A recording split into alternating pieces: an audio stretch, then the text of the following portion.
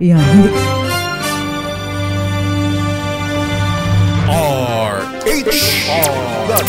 Na mas malinaw na pag-uusapan para mas maintindihan natin. Kumpanyera ng Bayan, si Attorney Rina Seco at ang Panyera ng Bayan, si Attorney Cam, Cheryl Adami Molina. Dos Kumpanyeras sa DZRH Radio, DZRH TV at DZRH Online. Bago mo kasuhan, bago ka pumirma, bago ka makipagkasundo, makinig muna sa Dos Kumpanyeras. Dos Kumpanyeras. Magandang gabi Pilipinas, ito pa ang programang Dos Kumpanyeras at kami po inyong nakakasama tonight, ang mga panyera ng bayan. Ako pa si Attorney Rina Seco. Ako naman po si Attorney Cam. Para sa DZRH, una sa Pilipinas. Una sa Pilipino. Sa Pilipino. Ano ba yun? Yes. Magandang gabi po sa inyong lahat. Samahan niyo po kami hanggang 7:30 ng gabi para sa isang magandang talakayan dahil common, lagi tayong ganito, ano? Common na pangyayari, attorney. Paano ba yan? Nagoyo ako. Bumili po ako, yung pala, hindi po pala siya ang may-ari. Ito pala title po na ito. Although, totoo po pala ito ay issued ng Register of Deeds, no? At may kaukulan din namang titulo doon sa Register of Deeds. Paano ba yan, attorney? Yung palang nagbenta sa akin ito at yung registered owner nito, hindi naman pala siya totoong may-ari dahil ito pa ay ninenok lang niya, di ba? Dos Kumpanyeras.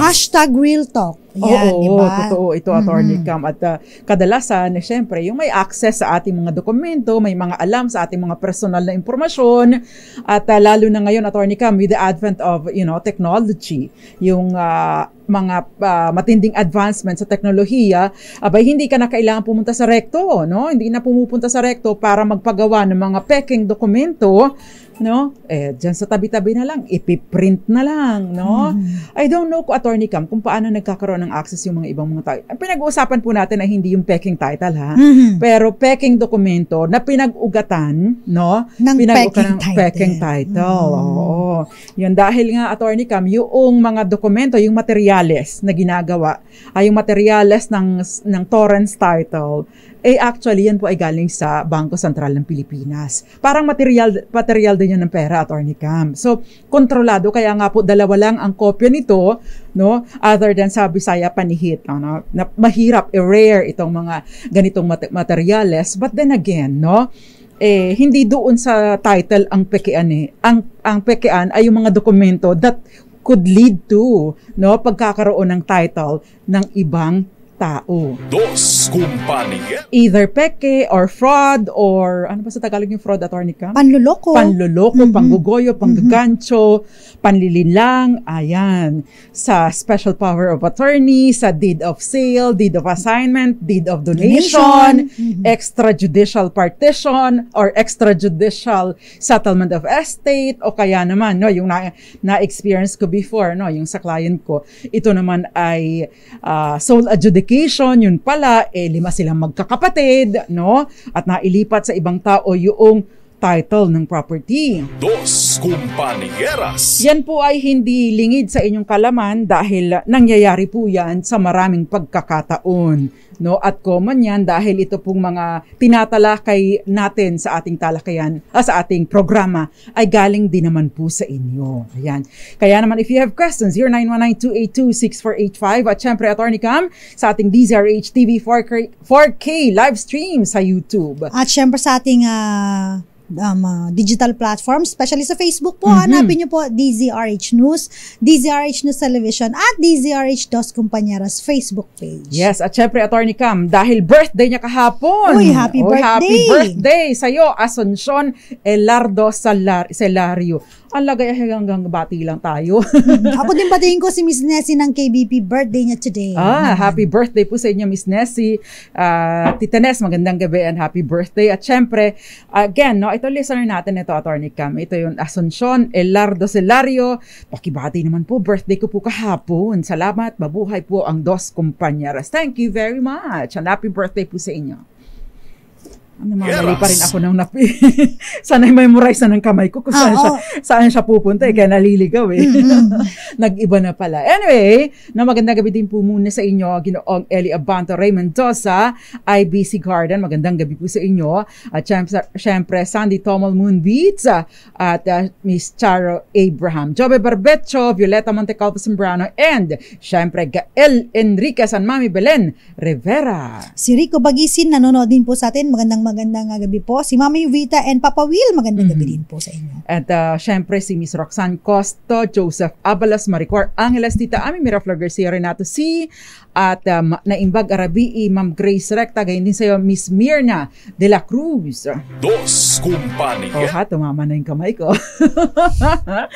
Anyway, sa ating pong talakayan nga totoong may-ari versus buyer in good faith, no?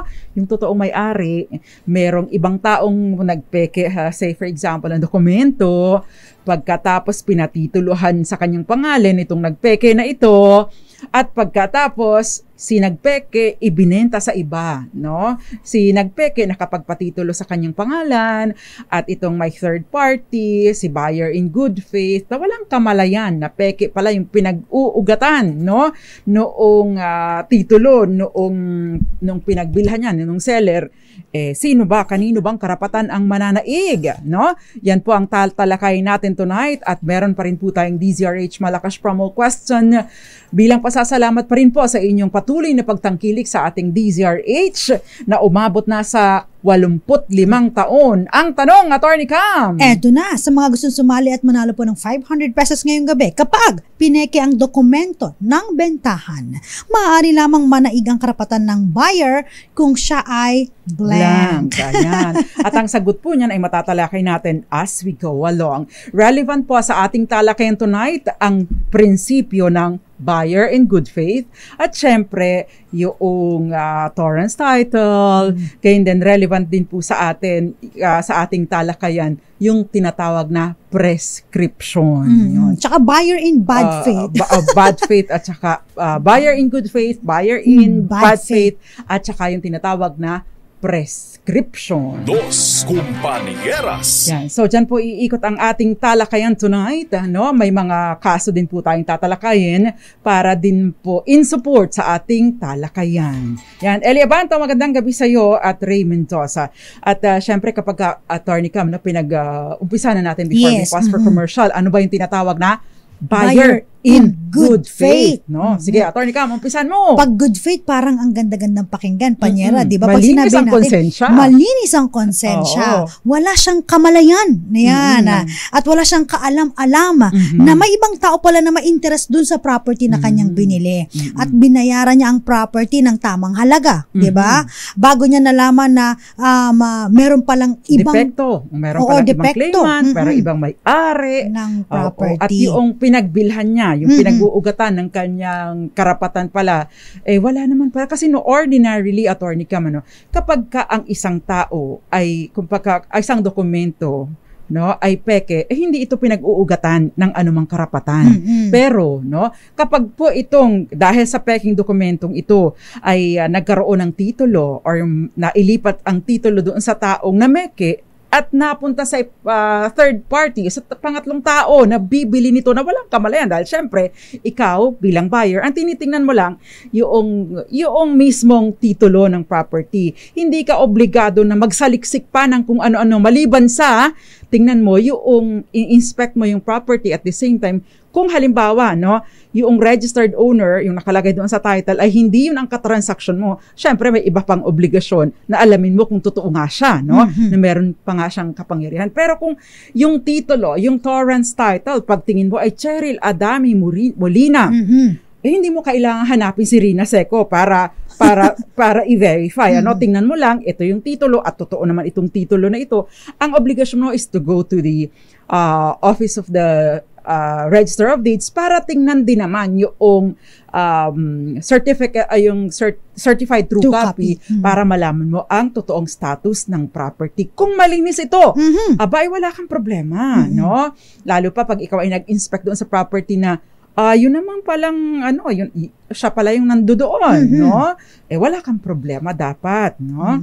Ayan. Dos Compañeras. So, ibig sabihin kapag ikaw ay buyer in good faith, meron kang malinis na intensyon at malinis ang iyong konsensya. Oo. At ikaw ay ginawa mo yung obligasyon mo, no, bilang buyer. Ito yung tinatawag ngayon na due diligence. Iba yung pag-iingat dahil ikaw, kung ikaw nga bibili ng sabon na ikukuskus mo sa mukha mo, pinagtinitingnan mo pa, no? O bibili ka ng sapatos, ini-inspect mo yung damit mo, bibili ka ng damit, tinitiyak mo na tama yung size, na may kumpleto ang botones, walang mga tastas, 'di ba? At pantay yung tahi. How much more, no? Kung yung damit na yan ay magkano lang naman ang halaga, lalo na kung dyan lang tayo bibili ng damit sa gilid-gilid, how much more kapag malaking halaga ang involved. Ayan. Dos Compañeras. Kaya nga po again, yung buyer in good faith, kagaya ng binanggit ni Attorney Cam, malinis ang adhikain, walang alam na may depekto pala, may problema pala dito. Kasi kung alam niya na may problema, hindi niya bibilhin. Dahil sakit sa ulo. Ayan. At hindi lang yun, Panyera, kapag meron na siyang alam, so hindi na siya buyer in good faith. Yes. Siya ay buyer in bad faith na at hindi na siya dito kakatigan ng batas. Ayan. By the way, ito pong talakayan natin pagdating sa buyer in good faith, no? Bilang isa sa mga panghahawakan mo para magkaroon ka ng karapatan, ay dapat yung property ay registered under the torrent system.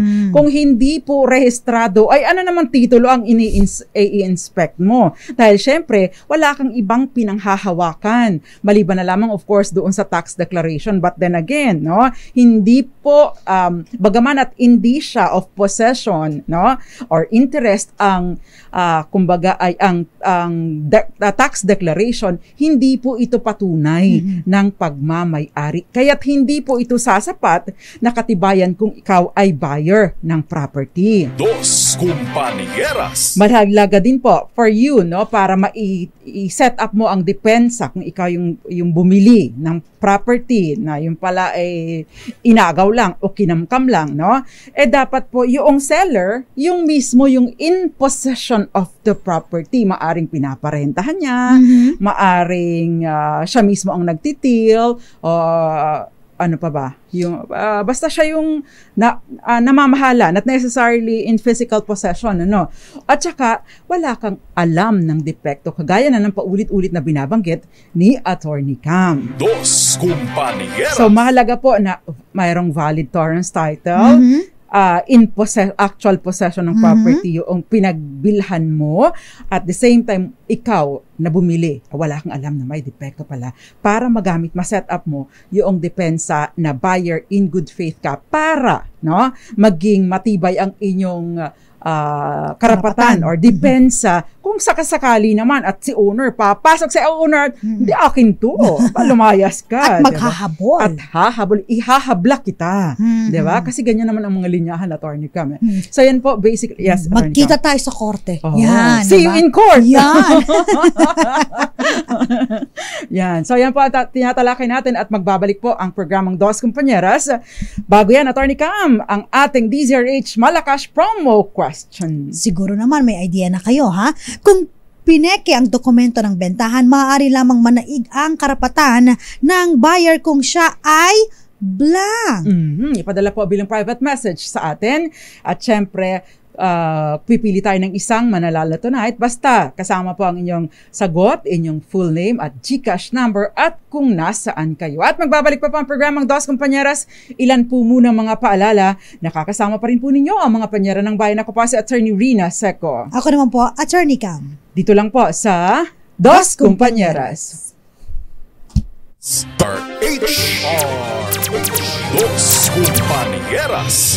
Nagbabalik po ang programang Dos Compañeras. Kasama pa rin po mga panyera ng bayan. Ako po si Attorney Rina Seco. Ako po si Attorney Cam. Tinatalakay po natin yung tungkol doon sa supposedly walang ganitong away kung nag-exercise lang tayo ng due diligence, no? At kaya lang kasi may mga pagkakataon talaga na maraming mga manggagancho, manloloko, mandaraya, no? Mapanlamang sa kapwa. Kaya nga po minsan mga nagtatagumpay sila, at pag napunta ito, no, doon sa buyer in good faith or innocent purchaser for value, dyan po nagkakaroon ng karapatan. So, hanggang kailan ba nila maa-assert ito? Yan po ang tatalakayin natin. Dahil nga po, hindi din naman pa pwedeng basta-basta na lamang mawalan ng karapatan or mabaliwala ang karapatan ng isang may-ari ng property. Dugo, pawis, at tumbling. Pagod at tumbling. Ang ginamit nila, Ang puhunan para makapag-acquire ng properties. Kasi ilan lang din naman sa atin, yung mga ipinanganak na anong tawag doon, Attorney Cam? Well off. Yung mga silver platter. Ang tawag doon? Born with a golden spoon. Yan. Dos Compañeras. So, yan. Isa po ang ating tinatalakay natin. Okay? At syempre, tumatanggap pa rin po kami ng inyong mga questions. Magandang gabi, Ramel Maluto, Violeta Zambrano, Eds Maglakas, Andy Marquez, at maraming iba pa, Jason Abolancia, Hachi Gallardo, Miss ka ba o Mr. or ano ba ang iyong pronoun? Hachi Gallardo, no? So, ikaw ba ay kamag-anak mo ba si Tito Eddie Gallardo at Tita Elvie Gallardo dyan sa Las Piñas? Magandang gabi po sa Gallardo family, Tito Eddie and Tita Elvie. Kaano mo ba sila, Hachi Gallardo? Dos Compañeras. Okay. Oy, magandang gabi rin muna kay Ringo Placides ng Tuguegarao City at kay Mr. Mon Samson. Good evening. Magandang gabi po sa inyo. Silver platter. Si Mr. Mon Samson sa Manila Bulletin pa din ba siya? Yes. Okay, magandang gabi po sa inyo, no? Now, dakwan po natin yung ipagpatuloy po natin ang ating takalakyan earlier, no? Before we pause for commercial, tinalakay na po natin yung tungkol sa innocent purchaser for value or buyer in good faith. Iisa lang po ang ibig sabihin nun, no?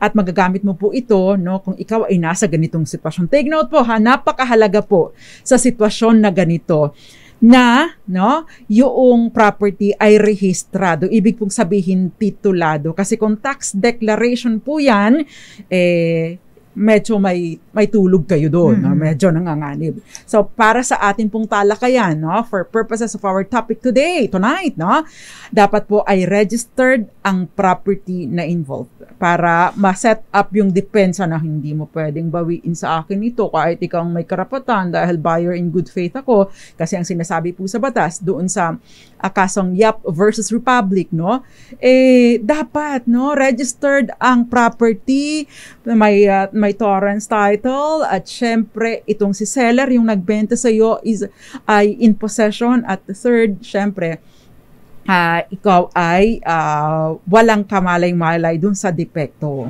Dos Compañeras. Ayan, now, meron naman po tayong tinatawag na prescription. Attorney Cam, ano yung prescription? Acquisitive at saka extinctive prescription. Kapag acquisitive yun, nagkakaroon ka nagiging may-ari ka ng property, Kapag acquisitive prescription, nawawalan ka ng karapatan sa property, nawawalan ka ng property. Dos Compañeras. At kapag ka po mga ganito, may tinatawag na doon sa acquisitive prescription for purposes, halimbawa doon sa buyer, nagkakaroon siya ng karapatan at magagamit mo ito, may set up mong depensa ito, yung ako na ang may-ari nito dahil ako ay buyer in good faith, kapag sa ganitong pagkakataon, normally may karapatan si buyer, si owner of the property na ma-recover yung tinatawag natin na reconveyance, recovery of ownership at possession, kapag kapugan nito. Ngayon, masiset up po na depensa yung buyer in good faith kapag ka po nag-lapse yung 10 taon. So ibig sabihin, owner, pinatulog mo, tumulog ka sa iyong karapatan, 10 taon na ang lumipas, dapat sa loob ng 10 taon, ikaw owner, alerto ka at maisampa mo ka agad yung kaso. Because ang sabi sa batas, sa mga ganitong ordinary prescription, ay dapat po ay maisampa ang kaso sa korte para sa reconveyance o pagbawi sa property sa loob ng 10 taon. Dos Compañeras. Pagka ikaw owner at hindi ka alerto at kumbaga ay lumakad ang ganun kahabang panahon, ay buyer in good faith, 10 taon na lumipas, akin ang property. Yan. Kaya po lagi natin na sinasabi sa ating mga listeners, especially sa mga owner, di ba, Banyera, na from time to time, check your properties. Yes, di ba? oo. Imposible naman sa within 10 years, no, hindi mo ito sisilipin. Baka pagtingin mo doon, Ano yung iba record na ang mo? nakatira doon. Tsaka di ba? mura lang din naman, no? Mura lang din naman, Attorney Cam, yung pag-check ng inyong title, no, sa Register of Deeds. At tsaka isa pa, no, kapag from time to time, no, sige na lang, hindi mo masyala agad natitingnan ang property mo, no? Pero yung titulo mo, no, dapat ay sinisinop mo ang iyong mga dokumento. Bakit kanyo? Paano kung ito'y nakupit? Paano ito'y naumit? O nawala, ninakaw, o pinagka-interesan. Usually, yung mga nag-i-interest dyan, yung nakakaalam nung nasaan ang iyong vault. O kung wala kang vault, nasa folder nga lang. Nasa clear folder nga lang ang ating mga dokumento na napakadaling makuha kung sakasakali, no? Kaya nga po, importante, kapag ka po nawala yung kopya ng titulo, alerto.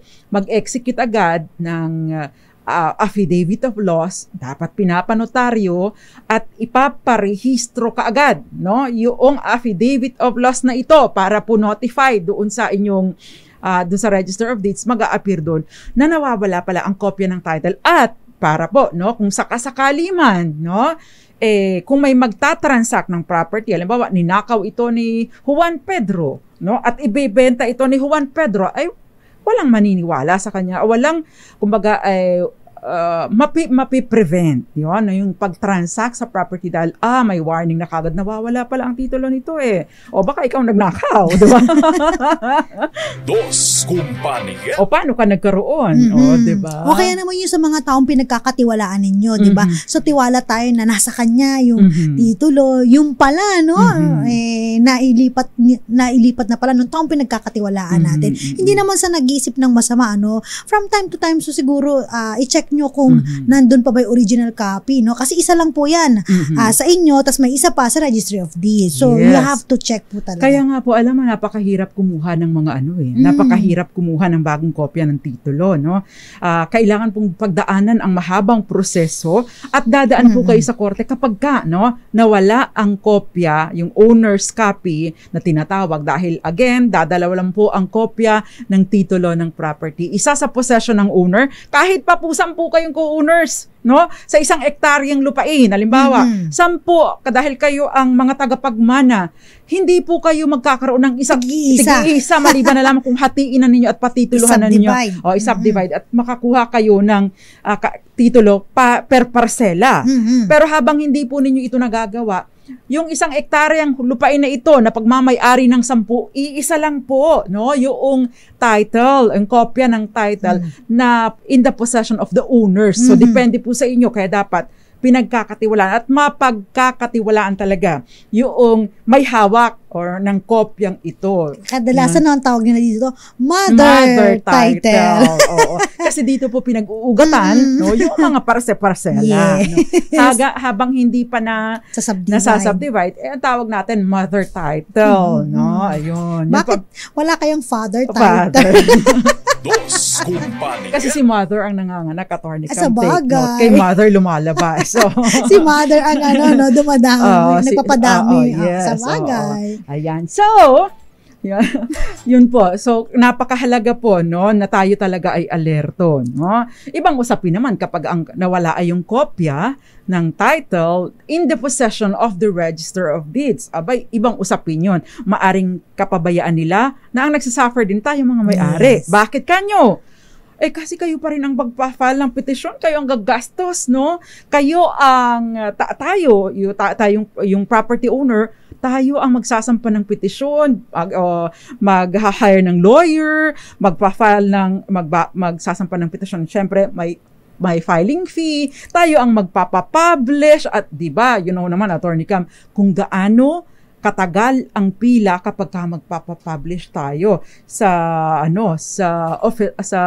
National Printing Office, no? So kaya nga po, I think this is something na kailangan natin silipin ng mga mambabatas, panawagan natin dahil yung kapabayaan po, no, o pagkakamali kung sakasakaling hindi nila sinasadya, hindi po dapat yung property owner ang nagsasuffer. Dos Compañeras. Bigyan ng karampatang kumbaga liability din no sa parte ng Register of Deeds kung sila ang may pagkukulang o pagkakamali o may negligence o pagpapabaya dahil imagine Attorney Cam, ikaw ang may-ari, nagka-problema ang Register of Deeds and yet ikaw pa ang gagastos ng napakalaki at hindi po simpleng proseso. Ito yung tinatawag na ang tawag doon yung reconstitution of title ang tinatawag. Pag ang nawala po ay title in the possession of the Register of Deeds, ito po ay reconstitution of title. Kapag ka ang nawala ay yung kopya ni may-ari, ito po yung tinatawag na reissuance ng owner's copy ng titulo ng property. Dos Compañeras. Mga mitikuloso pong mga proseso ito, no? Mahaba-haba, magastos, Yes. napaka-tedious po, no? Kaya pakaiingatan, no, yung ating title. And syempre, again, no, we repeat, once ma-realize ninyo na nawawala, no, ang kopya ng titulo sa inyong possession, i-execute po agad ng affidavit of loss at iparehistro ka agad para po may warning or magsilbing warning ito kung sino man na may interest na bumili sa property niyo, assuming na ninakaw ang titulo or nawala at may nakakita nito kung hindi man ninakaw. Dos Compañeras. Pero nandun na yung intent ng nakaw eh. 'Di ba, Attorney Cam? Kasi alam mo naman hindi sa yung title eh. Hindi nakapangalan tapos itatransact mo, 'di ba? Yung intention mo, napakasama, Yes. di ba? Dos Compañeras. Ayan, and again, no? Si ikaw, may-ari ng property, alerto ka. Within 10 taon, kung halimbawa nagkaroon ng transaksyon at nabenta ito, ay dapat habulin mo kaagad. Para saan? No? But of course, syempre, Attorney Cam, nasa iyo ang pagpapatunay, no? Ikaw ang nag-a-allege, ikaw naghahabol, nasa iyo ang pagpapatunay na ninakaw po ni ABC itong title ko at na pinatituluhan po niya. By the way, meron pong tinatawag na trace documents or trace back documents sa Register of Deeds. Anong ibig sabihin nito?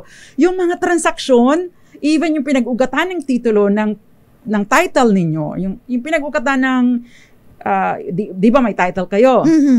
Bago napunta sa iyo, may title pa yung iba. Yes. No? So, yung title na pinag-ukatan ng title ninyo, malalaman pa rin po ninyo yan. At malalaman din po ninyo sa kung paano ito nalipat kay so and so. Yes. Kung ito ba ay minana, binenta, dinonate, o kung anumang deed of conveyance. Oo, yung dokumento yun na magsasabi kung paano nalipat at kailangan nyo makuha ang copy nito para malaman niyo, uy, baka naman gumawa yan ng SPA o baka may kopya ng deed of sale o ba pineke pala, no? O tapos ay pineke pala yung pirma ninyo. Ayan, mag-i-engage po kayo ng abogado at syempre from time to time, Attorney Cam, we seek the help of the NBI o kaya ng PNP. Si NBI, Attorney Cam, meron sila nung anong tawag doon? Expert in handwriting. Expert, oo, yan. Yung sa pag-check ng kung tama ba yung perma. Stroke. O, yung mga strokes. Oo, yung pati diin, yung diin, yung tuldok, bigat, yung yan. tuldok. Yes. Yan po ay nagmamatter doon. Dos Compañeras. At syempre po, kapag po kayo ang nag-aalot sa pineke yan, kayo ang magpapatunay. Kaya gather all the pieces of evidence. Mahalaga din po na tinitingnan din yung timeline, no? Yung timeline kung paano kailan nagkaroon ng transaksyon. Baka naman na mapatunayan mo, ay, yan po, tingnan, ito na lang. Halimbawa po ay napanotary yung dokumento ng halimbawa ay June 10, 2024. Abay, wala po ako dito. So, imposible pong mapanotaryo. No? Pakita mo ngayon, andito po yung passport. O may tatak po yung passport ko na nandito ako sa ganitong lugar. O kaya naman, anumang dokumento na magsasabi na imposible na ako ang nag-transact nito dahil, ganito ang nangyari. Na maaaring nasa ospital ka or nasa ibang bansa ka o kung anumang rason ang meron ka. Ayan. Dos Compañeras. Ayan, Attorney Cam. Ayan sa mga gusto sumagot pa rin po review ko lang yung ating malakas question. Kapag pineke ang dokumento ng bentahan, maaari lamang manaig ang karapatan ng buyer kung siya ay buyer in blank. Yan. Kanina pa natin na binabanggit, Attorney Cam, yung tungkol sa buyer in good faith or innocent purchaser for value. Dos compañeras. Yun, may mga questions tayo Yes, dito, go Panyera. on, Attorney Cam. Sabi dito, ano po ba yung adverse claim para hindi masabi na buyer in good faith ang bibili ng property? Yan, adverse claim. Oy, Okay, go on, maganda Attorney po Cam. to, no? Kasi ito po yung isang proseso, no? Kung saan, pinapayagan po ang sino man na may interest po sa isang lupa na ipaalam sa publiko ang kanyang claim o karapatan dun po sa lupa na yon. Sa pamamagitan po, of course, ito po ay i-annotate po, no? Sa titulo ng lupa upang ito ay maging notice sa lahat ng mga bibili ng property o makikipag-transact dun sa property na merong nagki-claim or may interest dito sa property na to. At kapag ikaw po ay nakipag-transact, ginawa mo pa rin ang transaction, so yung risk po, no, na hindi mo alam, sabihin mo, ay hindi ko po alam na may transaction na ganyan in bad faith ka na yan. Again po, kailangan po due diligence kapag kumuha po kayo ng certified true copy ng Bago kayo magbayaran. Yes, no? Dapat no. yung latest. Meron ka nun. Oo, yung bagong Oo. kuha lang. Doon po makikita yung encumbrances Yes, oo. po, tsaka yung mga annotation po Oo. galing sa Registry of By the Deeds. way, maidagdag ko lang po, ang adverse claim po, kahit wala pang kaso sa korte, pwede po ninyong ipa-annotate. Magsasabit lang po kayo ng affidavit of adverse claim. Ito po ay valid lamang for 30 days. Pero Yes. hindi po automatic ang cancellation nito. Oo. Para matanggal yung annotation ng adverse claim, kailangan pong ipetisyon sa korte for cancellation of the adverse claim. No? At meron pa, Panyera, no, sa mga nagsasampa naman ng adverse claim, hindi po ito porket meron kayong sinampa na affidavit, no, automatic maa-annotate ito. Actually, pinag-aaralan din po ito at tinitignan po ng Registry of Deeds. Kaya nga po napakahalaga doon sa detalye, no? Napakahalaga noong content ng inyong salaysay doon sa tinatawag nating affidavit of adverse claim. Dos compañeras. Ngayon, sa loob po ng 30 araw, bago pa mag-lapse, kasi kung ako ang may-ari, Attorney Cam, at nagpa-adverse claim ka sa property ko, no, doon sa title ko, paglagpas or pag-abot ng 30 days, abay ipapakancel ko ito, magsasampa kagad ako ng petition for cancellation of the notice of adverse claim, ano? Para naman po doon sa nag-file ng notice of adverse claim or affidavit of adverse claim, kayo po ay may obligasyon, no, na magsampa kaagad ng kaso, ng kaukulang petisyon or kaso sa korte para naman pag naisampa na ninyo ang kaukulang kaso, say for example, recovery of possession or recovery of ownership, ito yung tinatawag natin na yung tinatawag natin ng para ma-reconvey sa inyo yung property, no, maibalik sa inyo yung property, isasampa po pag once na maisampa na ninyo ito na galing na sa korte yung may tatak, yun po ang dadalhin ninyo ulit doon sa Register of Deeds, yun po naman ang ipaparehistro ninyo, no? Ibig sabihin, ito naman yung notice of lease pendants. May notice naman na, bagamat tapos na yung 30 days, yung adverse claim, no? Kahit ipa-cancel pa niya, wala yung problema.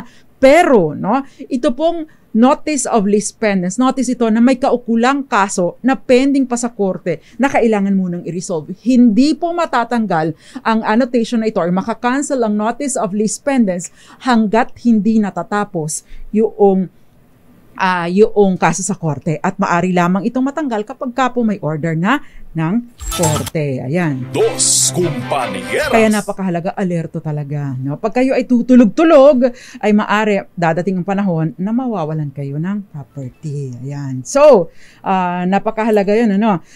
Si Coco Melon, good evening po, attorneys. Ask ko lang po kung pwede po ba na mag-donate ng lupa ang isang binigyan ng SPA kahit hindi po alam ng may-ari.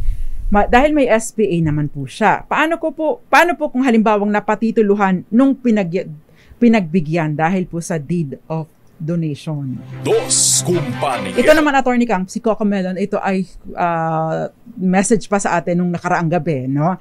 Dahil tinalakay din natin yung donation inter vivos, mortis causa, at syempre ito naman, bagaman at hindi bentahan ang pinag-uugatan, ito naman ay nailipat din sa third party. Ngayon, ano po ba ang sinasabi doon sa SPA? Kasi sa SPA, doon po nakadetalye yung kapangyarihan o power na ibinibigay doon sa agent. Yung SPA ay dalawa po kasi ang partido doon sa SPA. The principal o yung nagbibigay ng kapangyarihan o yung may-ari, and of course the agent, no? o yung tinatawag natin na attorney in fact, no? So, kung ano po yung kung ano po yung power na ibinigay doon sa special power of attorney, doon lang po. So, kung kasama po sa kapangyarihan na ibinigay ng may-ari, no, ng principal doon sa kanyang attorney in fact or agent, ay ang pag-donate ng property, ay di hindi po ninyo yun ma-question, ano? Basta naka-specify po doon, no? Pero take note lamang po na yung kapangyarihan sa special power of attorney na magbayad lang ng amilyar, no, ay hindi po sinasaklaw ang pagbebenta, pagdodonate o kung anumang transaksyon. Take note din po na kung halimbawa po ang power na ibinibigay sa kanyang special power of attorney ay i-mortgage ito hanggang sa pagmo-mortgage lamang po, no? Kung halimbawa po ay nakalagay sa SPA na ibenta ito, abay hanggang sa pagbebenta. Take note din po kung may kapangyarihan na pumirma, kung may kapangyarihan na tumanggap ng pera, no? So, ito pong mga bagay ni ito ay napakahalaga para malaman kung valid ba itong transaksyon na ito. Ayun. Panieras. Yan. So, magko-commercial po muna tayo at 16 minutes after 7 in the evening. Again, Attorney Cam, the question for our DZRH Malakas promo. Para sa ating Malakas promo, ayan, ang katanungan po natin, kailan may tuturing na mali pala. Kapag pineke ang dokumento, ayun, ng bentahan, maaaring lamang manaig ang karapatan ng buyer kung siya ay blank. Ayan. Yes. Ipadala po bilang private message sa DZRH Dos Compañeras. At syempre po, together with your name, your Gcash number, at kung nasaan po kayo. Magandang gabi po sa lahat ng mga nanonood sa atin sa iba't ibang panig ng mundo. Good morning, good afternoon, good evening, and good night. At yung iba pang mga questions sasagutin natin sa atin pong pagbabalik. Kami pa rin po ang inyong mga nakakasama, ang mga panyera ng bayan. Ako po si Attorney Rina Seco. Ako po si Attorney Cam. At syempre, it's 18 minutes after 7 in the evening. Dos Compañeras. RH. Dos Compañeras. Nagbabalik pa ang programang Dos Compañeras. Kasama pa rin po ang mga panyera ng bayan. Ako po si Attorney Rina Seco. Ako po si Attorney Cam. At syempre, tinatalakay po natin, medyo konti na lang ang ating oras, pero yung napatituluhan again, no?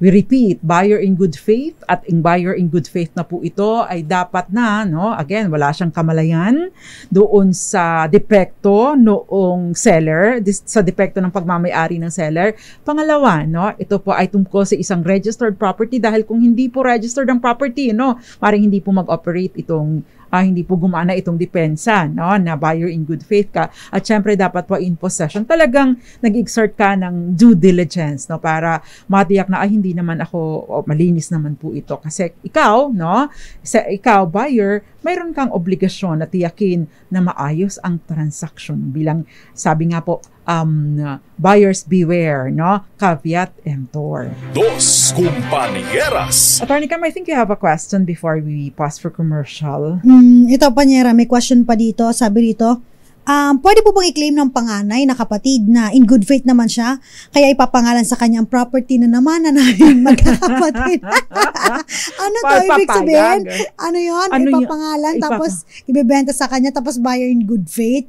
I guess not, no? Kung halimbawang privy siya dun sa transaction, natural na may kinalaman siya. Yan? Mana kung to. Hindi, alam niyo pa, hindi nag-ooperate, no? Kapag po donasyon, no? Yung buyer, as the phrase implies, as the buyer, bumili, good faith, buyer, bentahan ang transaction. Siguro ang gusto nilang ipalabasin dito, kunyari, bentahan, binenta sa kapatid. Pero alam nung kapatid na may mga mana pa itong mga other, mga siblings niya. So, may mga pagkakataon naman kasi na ibinibigay sa anak, kunyari, pinalalabas na binenta. Di ba? Lugi po kayo pag bentahan ng transaction. Bakit? Capital gains tax, wala man lang mababawas. Di ba? Unlike doon sa donasyon, syempre may 250 na exemption. Di ba? Dos Compañeras. Anyway, so again po, hindi ninyo ma-claim itong buyer in good faith kung kayo ako ang transaction ay donasyon. Ayun. Tsaka dyan po, kung halimbawa maipapangalan kay ate, yung title ng property, kung papayag kayo na ganun, sige, sabi ni nanay, para hindi, wag mo nang hatiin, ipapangalan mo na kay ate. Wag po kayong papayag na ganun, no? Kasi may mga pagkakataon naman, bagaman at nag-settle na kayo ng estate, pwede po naman kasi naka-indicate doon, heirs of. Yan. Ibig kong sabihin, kayong lahat ng mga tagapagmana, ang common owners, no? Na kayo ang co-owners ng isang property. Pwede namang gawin yun. Ang iiwasan po ninyo ay pagpapangalan sa iisang tao lamang ng property na dapat sana ay pagmamay-ari ng mas maraming tao. Yan. Dos Compañeras. Attorney, noon pong nag-abroad po ako ay bumili ako ng lupa na pinangalan muna sa kapatid ko. Eto na yun. Kinamkam po ng kapatid ko at ng asawa niya at binenta nila sa iba.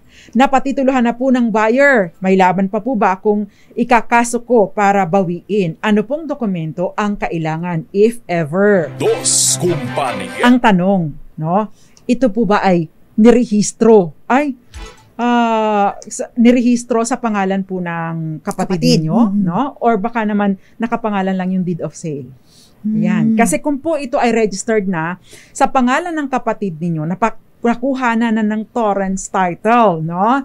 At syempre, kung yung buyer ay nagsasabi na malinis po, siya po talaga ang may-ari, nasa kanya po talaga yung title at nandun po sila di ba? Siya po ang nagma-manage, edi wala naman pong magiging issue. Kumbaga malamang masiset up niya yung buyer in good faith. But of course, bibilang ka muna ng 10 taon. No? Again, no, yung action for reconveyance o pagbawi ng ownership ng property ay meron pong karapatan dito itong original na owner. No? Sa loob ng 10 taon, matapos na mapairehistro sa ibang tao yung kanyang property. Pero kung ito naman ay hindi rehistrado at si buyer na ang nagparehistro, abay, teka lang, magkakaroon po tayo ng ibang episode para doon. Dahil iba pong usapin kapag unregistered ang property na binili at si buyer lang ang nagparehistro. Alam mo, ang recourse ko dyan, Panyera, kurutin mo sa singit yung kapatid mo at buhunutin mo yung buhok niya sa kilikili, no? Di ba, ang hirap ng ganyan pinagkatiwala sa kapatid. Wag sa kilikili lang, pati sa ilong. Tapos bebenta sa iba. Ay, nako. Naliligan mo. Kasi wag kasi pangalan, magpadala ng SPA sa kapatid po, pero pangalan pa rin sa OFW. I agree with you, Gael Enriquez. Ang dami pang mga questions, pero hindi pa natin nasasagot, But wala na po tayong oras, ipasensya na po kayo, may mga pagkakataon pa naman na masasagot namin ang inyong mga questions. Meron pa rin ibang mga questions dito, Attorney Cam, na iminasa siyang haba niya pero Rodel Endicio dyan sa Quezon ba kayo? Magandang gabi po sa inyo at taga Katanawan, Quezon. Sasagutin po namin yung question niya sa mga susunod na pagkakataon. Dos Compañeras. Yung hindi po namin nabate, pasensya na kayo, pero meron pa naman tayo bukas. No? Yes. So, Attorney Cam, sa ating question, sa ating malakas promo. Kapag pineki ang dokumento ng bentahan, maaaring lamang manaig ang karapatan ng buyer kung siya ay blank. Ano ang sagot? Dapat in good faith. Buyer in good faith. Dos Compañeras. At congratulations po sa inyo na sagot niya ay buyer in good faith. Siya taga Nuro, Upi, Maguindanao del Norte. Congratulations sa iyo, Ivy Rose Minted. Congratulations po sa inyo. At matatanggap po ninyo ang inyong premyo sa mga susunod na araw. Antabayanan lamang po. Anyway, antabayanan po ang susunod na programa, ang programang Lunas at Lunas Extension para sa mga mahahalagang impormasyon tungkol sa kalusugan. Nakasama po ninyo ang mga panyera ng bayan. Ako pa si Attorney Rina Seco. Ako po si Attorney Cam. Una sa Pilipinas, una sa Pilipino. Dos Compañeras.